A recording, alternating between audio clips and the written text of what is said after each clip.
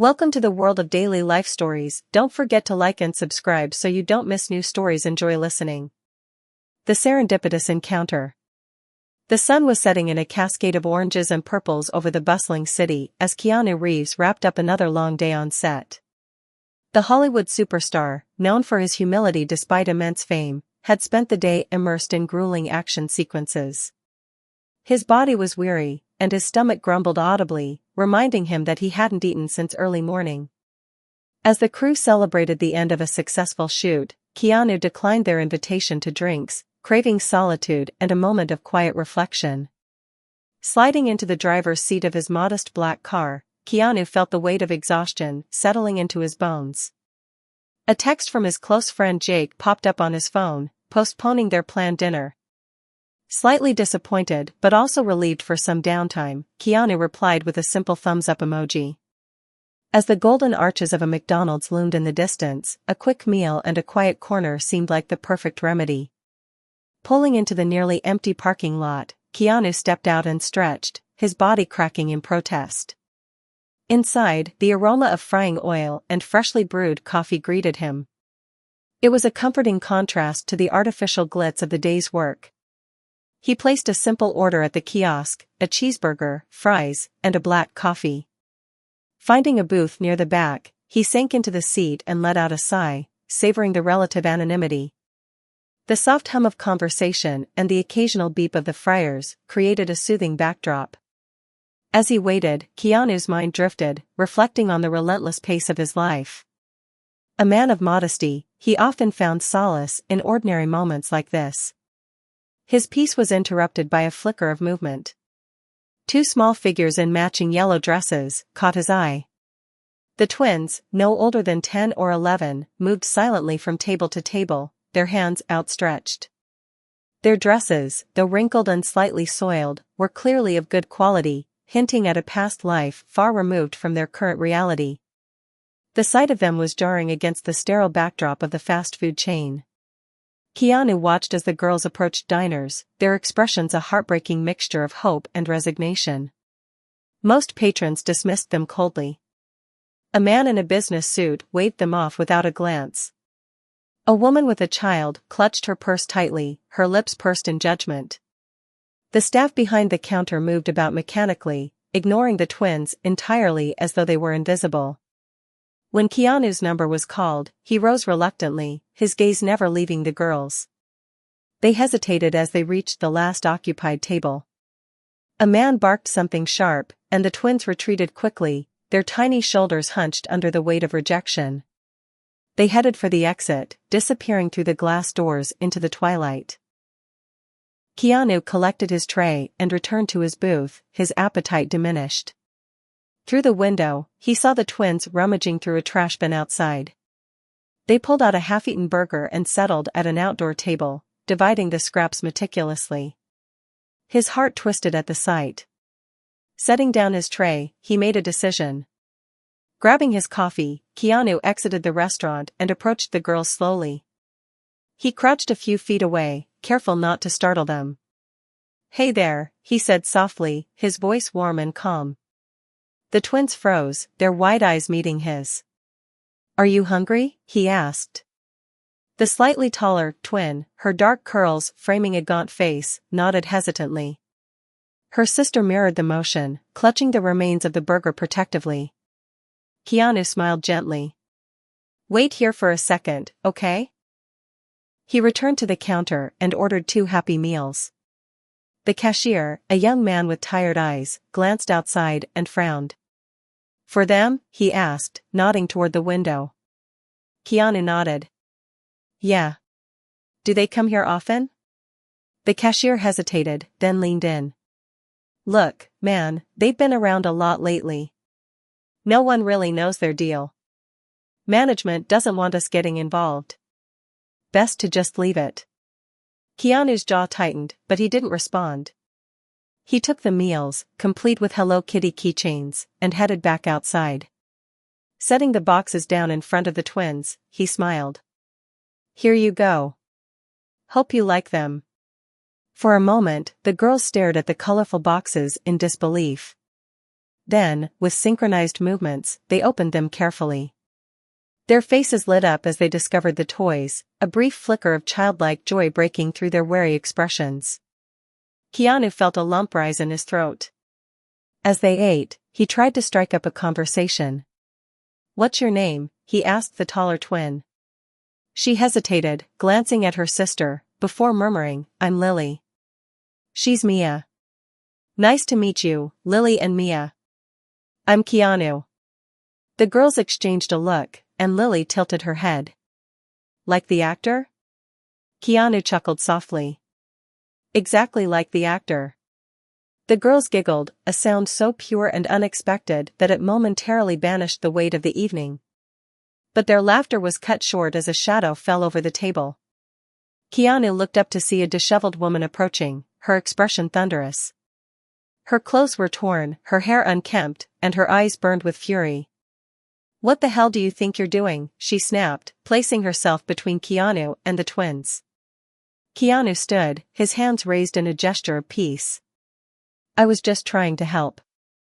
"Are you their mother?" "That's none of your business," the woman growled. She grabbed the twins by their arms, yanking them away from the table. "Stay away from my kids." The twins looked back at Keanu, their eyes filled with a mixture of fear and longing. Before he could say anything, the woman dragged them away, disappearing into the night. Keanu stood frozen, the abandoned Happy Meal boxes and Hello Kitty keychains a stark reminder of the fleeting moment of connection. As he returned to his car, his mind raced. Something about the situation felt deeply wrong. He couldn't shake the image of the twins' faces or the unease in his gut. Sliding into the driver's seat, he sat for a long moment, staring at the road ahead. Then, with a deep breath, he started the car. He wasn't sure what he would do, but one thing was clear, he couldn't just walk away. The shadows of desperation. The encampment was a labyrinth of despair, each trailer and makeshift structure telling silent stories of neglect, poverty, and forgotten lives. Keanu kept his distance, his heart pounding with an urgency that felt foreign to him. The woman dragged the crying twin into a poorly lit alleyway formed by 2 rows of rusting trailers. Her pace was brisk, her grip on the girl firm, despite the child's visible distress. Keanu's instinct screamed for him to intervene, but he held himself back. He needed to understand the full scope of what was happening. From his vantage point behind an overturned shopping cart, he saw the woman stop in front of a dimly lit trailer with graffiti scrawled across its side. She knocked 3 times, then paused, looking over her shoulder as if sensing someone was watching. Keanu froze, his breath held, until the door creaked open. A man stepped out. His face was shadowed by the weak light, but Keanu could see enough to recognize his hardened features and the cigarette dangling from his mouth. His body language exuded an air of dominance and menace. He was dressed in a grimy tank top and jeans, his arms crossed as he looked down at the woman. "Late again," the man growled, his voice low and grating. "I told you I'd get the money," the woman snapped back, her tone defiant but shaky. She yanked the girl forward. "This should buy us more time." Keanu's stomach turned as realization hit him like a freight train. The woman wasn't just desperate, she was selling the child to settle a debt. The man let out a bitter laugh, the sound cutting through the quiet night like a knife. "This ain't enough. You owe me more than one of these brats can cover. You've got a week to make good, or it won't just be your kids I take." The girl whimpered, her small frame trembling. The woman gritted her teeth, her grip on the child's arm tightening. "You'll get your money," she hissed. "Just give me time." Without waiting for a response, the woman yanked the girl away, disappearing further into the encampment. The man watched them go, exhaling a plume of smoke before retreating back inside his trailer. Keanu's hands curled into fists. Every fiber of his being screamed at him to storm in, to confront the man and the woman, to demand answers. But he knew he couldn't help the twins if he acted impulsively. He needed a plan. Keanu slipped back to his car, his mind racing. He needed resources, allies, someone who could act swiftly and discreetly. Pulling out his phone, He scrolled through his contacts until he found the name of an old friend, Marcus, a retired detective turned private investigator. Marcus answered on the second ring. Keanu? Man, it's been ages. What's going on? I need your help, Keanu said, his voice low but steady. He quickly explained what he had witnessed, leaving out no detail. There was a long pause on the other end of the line. This sounds bad, Marcus finally said. Human trafficking, child exploitation, it's a slippery slope. But if what you're saying is true, you can't handle this alone. You need professionals. I don't want to risk scaring them off, Keanu argued. If the police show up too soon, they might disappear, and we'll lose the kids. Marcus sighed. All right. I'll dig into this. Send me your location and any details you can remember, descriptions, license plates, anything. In the meantime, be careful. Don't do anything reckless. Keanu hung up and sent Marcus the details. Then he leaned back in his seat, his mind spinning. He couldn't sit idle while Marcus worked. The twins didn't have the luxury of time. Returning to the encampment, Keanu found a secluded spot where he could keep watch. The woman and the twins had returned to their original trailer, and the light inside flickered weakly. Keanu noted every detail, the layout of the encampment, the patterns of movement, and the people coming and going. Hours passed, and the night grew colder. Keanu's resolve, however, only hardened. Around midnight, movement caught his eye. The woman stepped out of the trailer alone, her pace hurried as she disappeared into the shadows. Seizing the opportunity, Keanu approached the trailer. He knocked softly, his heart pounding. The door creaked open, and the smaller twin peeked out, her eyes wide with fear and curiosity. Hey, Keanu said gently, crouching to her level.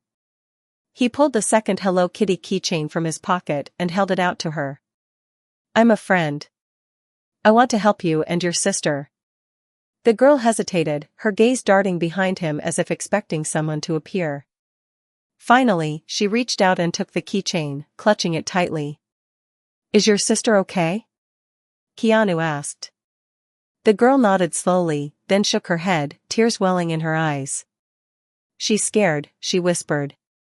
We both are. Keanu's heart broke. I know. But I promise I'll get you out of here. Do you know where your mom went?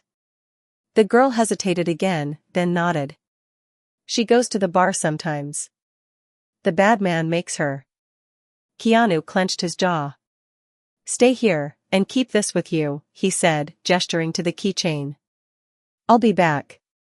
I promise. The girl nodded, her grip on the keychain tightening as she closed the door. Keanu made his way toward the bar the girl had mentioned, his determination unwavering. It was a rundown establishment on the outskirts of the encampment, the kind of place where the air smelled of cheap liquor and desperation. He stepped inside, the dim lighting casting eerie shadows across the stained walls. Scanning the room, Keanu spotted the woman at a corner table, nursing a drink while a man loomed over her.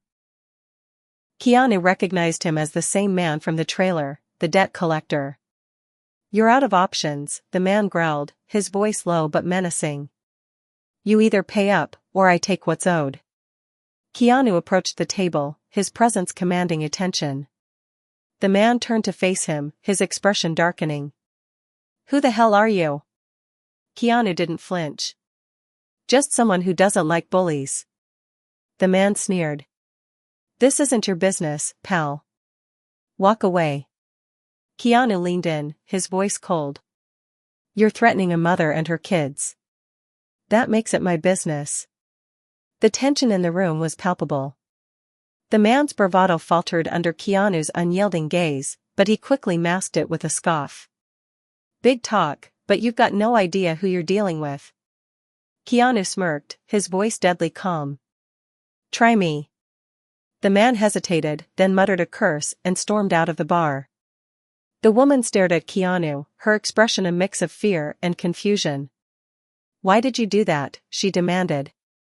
Because your kids deserve better, Keanu said simply. Her eyes filled with tears, but she quickly wiped them away. You don't understand. He'll come back. He always does. Not if we stop him first, Keanu said.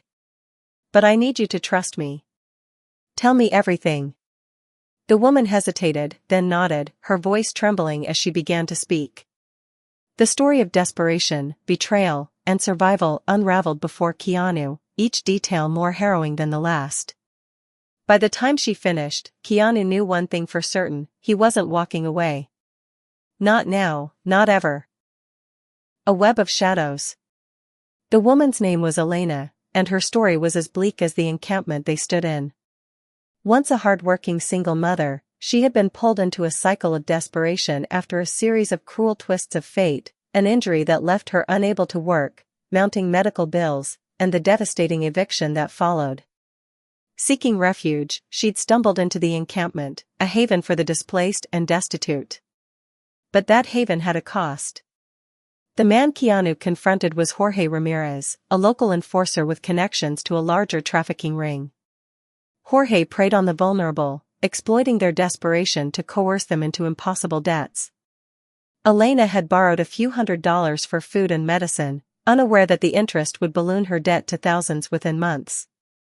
When she couldn't pay, Jorge made it clear she'd either sell her body, her children, or her soul to settle the balance. Elena wiped her tears with trembling hands. I never wanted to drag my girls into this. But they're all I have, and he knows that. He uses them to keep me in line. Keanu listened silently, his fists clenched beneath the table. Every word stoked the fire of his anger, but he kept it in check. He needed to think clearly, to stay one step ahead of Jorge and whoever he answered to. Do you know where Jorge operates from? Keanu asked, his voice steady but laced with determination. Elena nodded. There's a warehouse a few miles from here. It's where he takes people to sell them off or force them into his schemes. Keanu's mind raced. A warehouse meant leverage, evidence, operations, possibly even victims who could testify. It was a chance to take down more than just Jorge. The next morning, Keanu met Marcus at a diner just outside the city. Marcus, ever the professional, had already gathered a dossier on Jorge and his operation. You were right to call me, Marcus said, sliding a file across the table. Jorge is a small cog in a much bigger machine. The warehouse Elena mentioned is likely a hub for trafficking, and the people running it aren't amateurs. Keanu scanned the file, his jaw tightening as he read about the network of corruption that enabled the operation.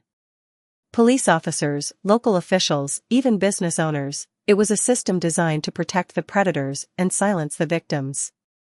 Marcus leaned back, sipping his coffee. We need to be smart about this. Storming and guns blazing won't solve anything. We need hard evidence to bring the whole operation down. Keanu nodded. What about Elena and the twins? They're sitting ducks if Jorge suspects anything. Marcus smirked. Already thought of that. I've got a safe house. They'll be protected until this is over. Keanu exhaled, relief washing over him. Good. Let's move them first, then we go after the warehouse. That night, under the cover of darkness, Keanu and Marcus returned to the encampment. Elena was waiting, her daughters clinging to her sides. I don't know how to thank you, she whispered, her voice thick with emotion. Just keep your girls safe, Keanu said. That's all that matters.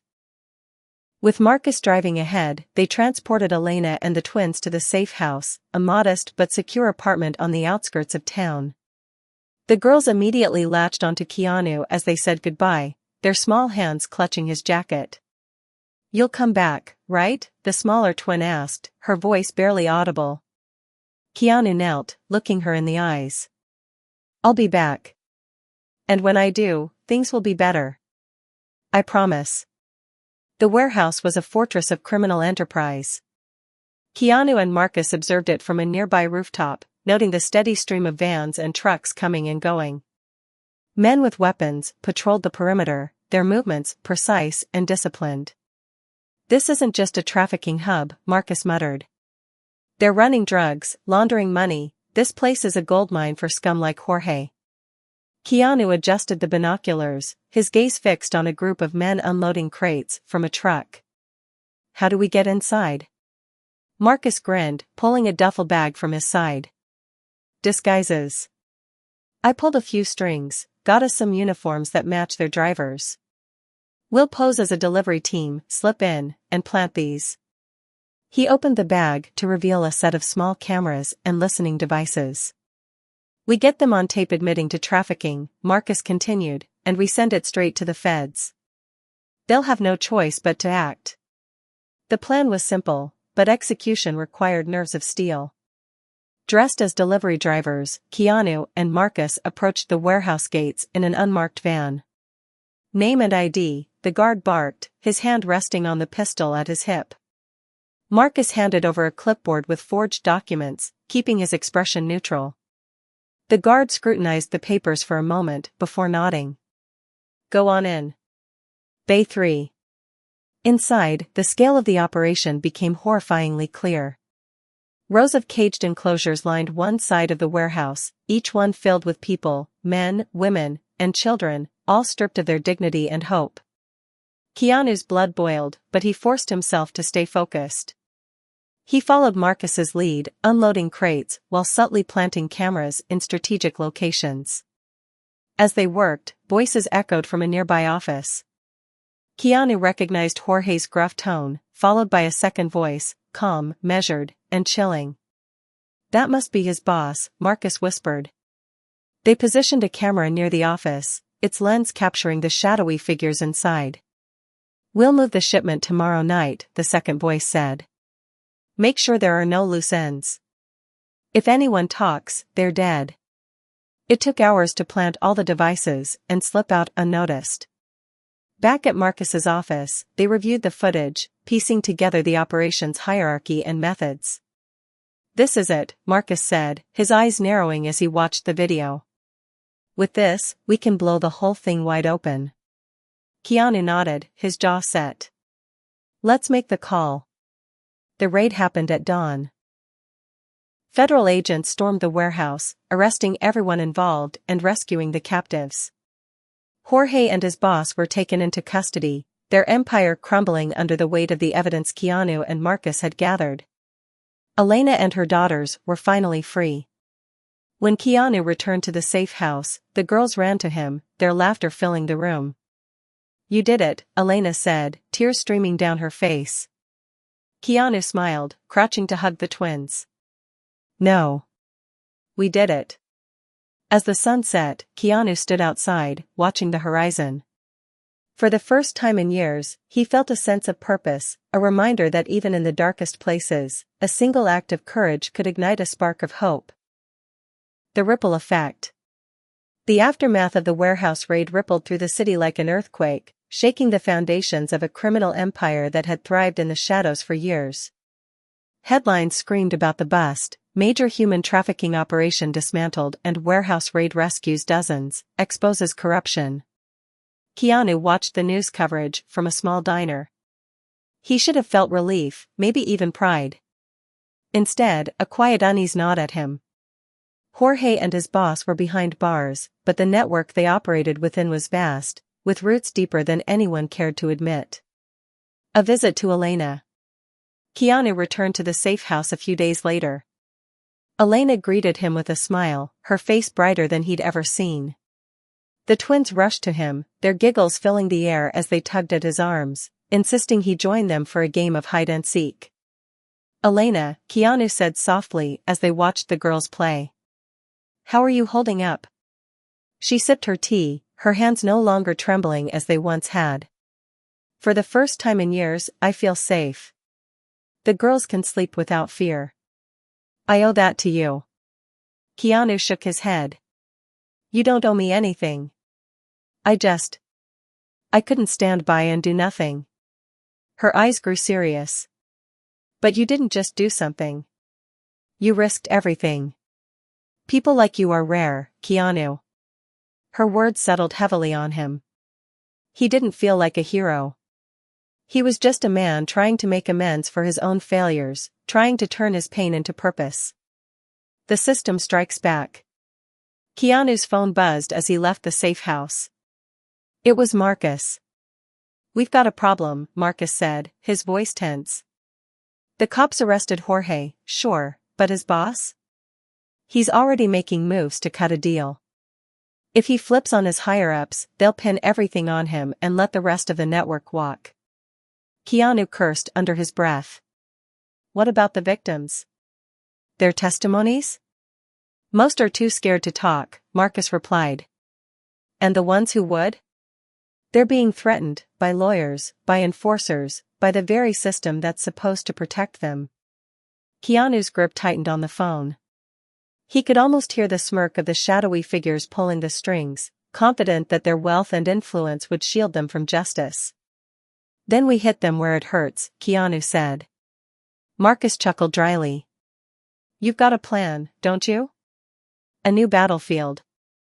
Keanu and Marcus spent the next week building a case, not just against Jorge's boss, but the entire web of corruption that allowed the operation to thrive. They scoured public records, dug into campaign contributions, and traced money trails that led to prominent politicians and business tycoons. Marcus pulled in favors from his contacts in the media, leaking strategic pieces of information to reporters hungry for a scandal. Stories began to surface about police officers taking bribes, judges dismissing trafficking cases, and local leaders turning a blind eye. At the same time, Keanu worked on a different front. He visited survivors, those who had been freed from the warehouse and those who had escaped years before. He listened to their stories, encouraging them to speak out, to stand together.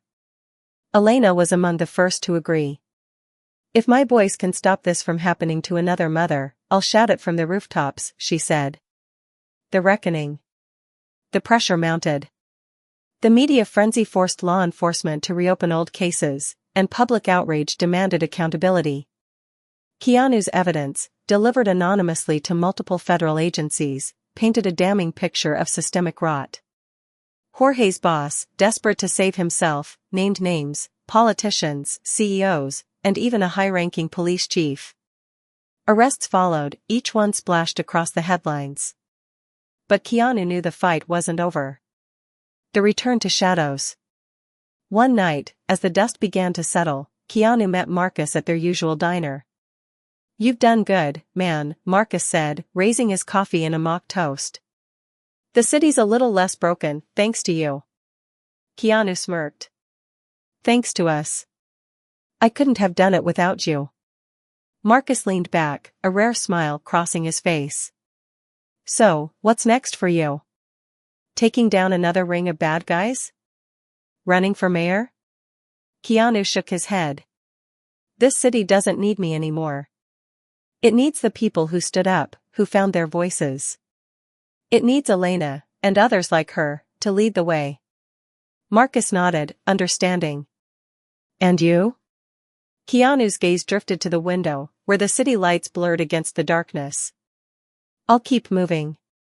There's always another fight, another place where someone needs help." A final goodbye. Before leaving the city, Keanu visited the safe house one last time. Elena hugged him tightly, her gratitude unspoken but deeply felt. The twins clung to his legs, their innocent laughter a stark contrast to the horrors they had escaped. "You'll always have a place here," Elena said, her voice steady and sincere. Keanu smiled, ruffling the girl's hair. "And you'll always have a place in my heart." As he walked away, the twins called out, "Come back soon." He didn't answer, but in his heart, he knew he'd always carry them with him, a reminder of why he fought, and why he'd never stop. A new dawn. Keanu stood on the edge of the city, watching as the first light of dawn crept over the skyline. The world was still flawed, still full of darkness. But for the first time in a long time, he felt hope. He slipped on his jacket, his silhouette blending into the horizon as he walked toward whatever lay ahead. Because somewhere out there, someone else was waiting for a second chance. And Keanu would be there to give it to them.